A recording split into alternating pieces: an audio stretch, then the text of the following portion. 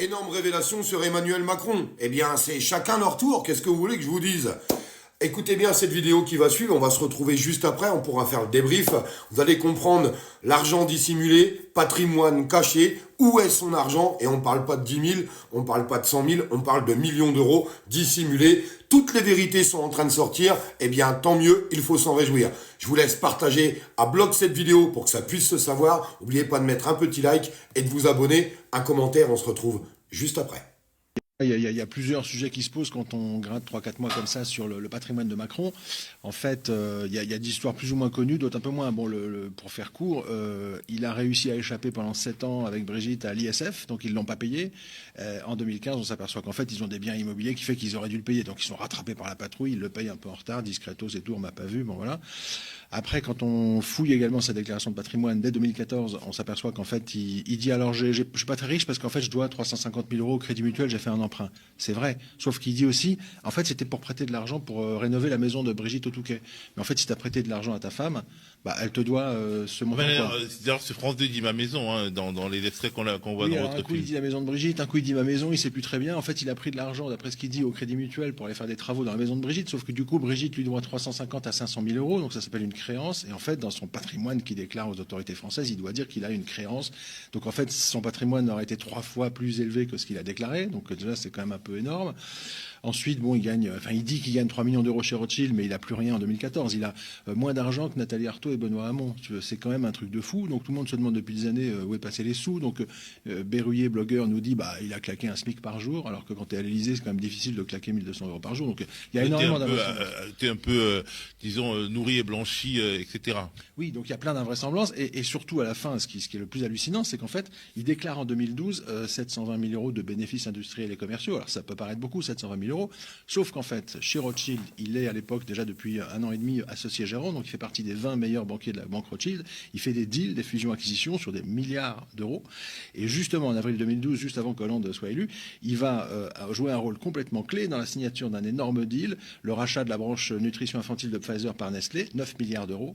Il va non seulement amener le client Nestlé, qui est un géant mondial, chez Rothschild, donc c'est un exploit, et il va personnellement se déplacer en Suisse dans un moment crucial pour convaincre le patron de Nestlé de mettre 500 millions d'euros en plus sur la table pour rafler Pfizer au nez et à la barbe de Danone. Autrement dit, il a un rôle complètement clé dans ce truc-là, et ça fait des mois qu'on tourne autour en se disant mais comment est-ce qu'il a pu gagner que quelques centaines de milliers d'euros sur un deal à 9 milliards? L'ensemble des experts sur la place de Paris nous disent c'est totalement invraisemblable. Et en fait, on a fini par, à force de contacter différentes sources dans le milieu des banques d'affaires, quelqu'un qui est connu et qui est assez proche de la banque Rothschild a fini par nous raconter ce que selon lui il s'est passé, c'est qu'en fait, dans le système Rothschild, une partie seulement des rémunérations est versée en France avec une fiche de paye pour avoir une couverture sociale, une retraite, etc. Mais les associés gérants qui font des deals mondiaux auraient obtenu il y a quelques années, tant chez Rothschild que chez Lazare, qu'une partie de leur rémunération finalement ne soit pas fiscalisée en France. C'est-à-dire qu'elles ont le droit d'être versées ailleurs. Et alors le plus gratiné, c'est que dans le cas de la banque Rothschild, une partie de ces fonds serait versée en fait dans des trusts anonymes. Hein, c'est pas au nom du banquier, comme ça c'est discretos, à l'étranger et vraisemblablement dans ce qu'on nous dit dans les îles anglo-normandes, Jersey, Guernesey. Donc là, on est sur un truc assez hallucinant, effectivement, comme tu dis. Alors évidemment, notre source nous dit aussi vous n'aurez pas de preuves parce que c'est extrêmement bien fait pour que ce soit difficile à prouver, hein, ce qui est logique. Mais le problème, si vous voulez, c'est que quand on contacte Bercy, au lieu de nous dire non, c'est pas vrai, ils nous répondent oui, secret fiscal. Quand on contacte l'Élysée en disant il y a quelque chose de grave, là, de l'argent versé dans un trust, on n'a pas le début d'une réponse. Et Rothschild, au début, nous dit alors ce que nous on a perçu, ça vous regarde pas. Et puis quand on réinsiste sur mais il a touché combien Macron, il n'y a plus aucune réponse. Donc s'ils sont de bonne foi, pourquoi ils ne parlent pas à ces gens-là? Très intéressant cette vidéo. D'ailleurs, je compte sur vous pour la faire circuler un maximum. Vous savez, la politique en ce moment, tous les gens qui sont autour d'Emmanuel Macron, c'est comme un château de cartes. Tout est en train de s'écrouler petit à petit. On a vu toutes les révélations qui ont été faites par rapport à Bayrou. J'espère d'ailleurs que toutes ces vidéos vont continuer de tourner parce que aujourd'hui on a carrément une pression médiatique. Même les médias de propagande d'Emmanuel Macron aujourd'hui sont obligés d'en parler. Parce qu'il faut bien comprendre quelque chose. Toutes ces vidéos qui ont été faites sur Bayrou, et il y en a eu énormément, et bravo à tous, bravo à toutes les personnes qui ont dénoncé tout ça, quand ça remue trop, quand ça fait trop de vues, ils n'ont pas le choix, ils sont obligés d'en parler. Sinon, ils vont dire quoi? On n'avait pas vu, on n'était pas au courant, ils sont obligés. Et tout ça, encore une fois, je vous le répète, c'est grâce à vous. c'est grâce à vous, parce que nous, on fait que poster des vidéos, mais si les gens ne sont pas là derrière pour les propager un maximum, il ne se passe strictement rien. Donc rien que pour ça, je vous remercie. Sincèrement, merci beaucoup. Emmanuel Macron, ses révélations qui sont quand même super intéressantes. On est en train de parler d'évasion fiscale. Alors qu'Emmanuel Macron a réussi à faire des beaux discours en disant « il faut lutter contre l'évasion fiscale ». Mais Macron, t'as planqué des millions. Vous vous rendez compte qu'on parle de millions, hein. C'est des millions d'euros qui sont planqués dans des paradis fiscaux aujourd'hui.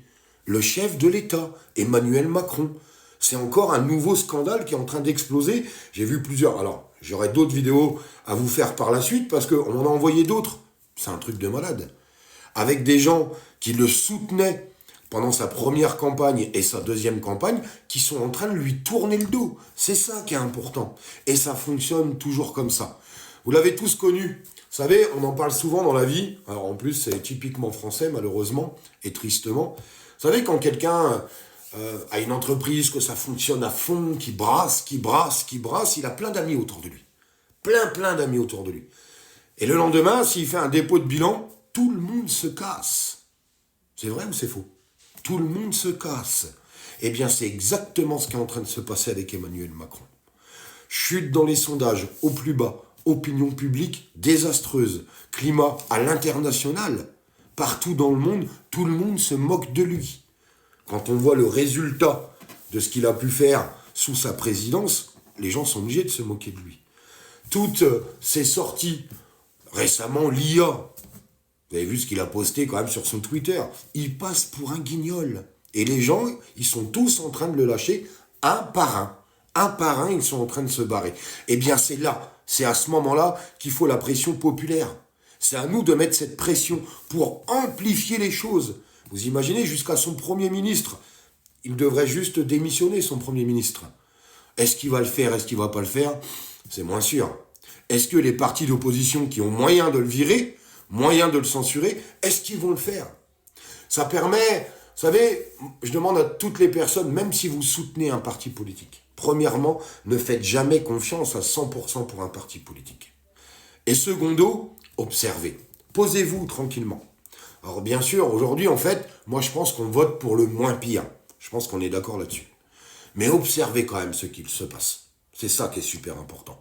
Et les gens qui veulent maintenir ce système en place, il faut quand même savoir se poser des questions. Eh oui, parce que ce système, je n'en veux plus et je suis persuadé que vous n'en voulez plus. Répondez-moi encore une fois de plus dans les commentaires. Merci à toutes les personnes qui sont en train de faire un énorme boulot sur la page. Franchement, c'est magnifique ce que vous faites. Continuez de partager à bloc, qu'on essaye de remuer la merde au maximum, que ça leur monte bien dans les trous de nez.